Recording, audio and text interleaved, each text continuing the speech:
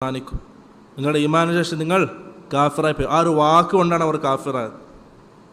നമ്മുടെ ചുറ്റുപാടുകളിൽ നാം ഒന്ന് പരിശോധിച്ചാൽ നമ്മൾ തന്നെ ചിലപ്പോൾ പരസ്പരം കൂട്ടുകാരോട് സംസാരിക്കുന്നതിനിടയിൽ തമാശ രൂപേണ ഖബറിലെ ശിക്ഷയെ സംബന്ധിച്ച് നാം സംസാരിച്ചിട്ടുണ്ടാകും. ഹിസാബിൻ്റെ ഹിസാബിനെ സംബന്ധിച്ച്, സിറാത്തിനെ സംബന്ധിച്ച്, സിറാത്തിൻ്റെ രൂപം റസൂൽ സല്ലല്ലാഹു അലൈഹി വസല്ലം വിശദീകരിച്ചു, നരകശിക്ഷയെ വിശദീകരിച്ചു.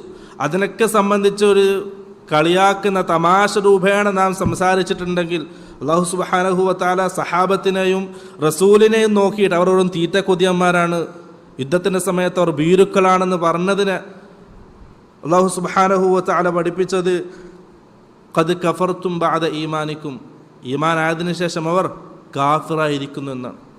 നമ്മുടെ സംസാരത്തിനിടയിൽ നാം അത് സൂക്ഷിക്കണം. തമാശ രൂപേണയാണെങ്കിലും ഈ വക കാര്യങ്ങൾ സംസാരിക്കും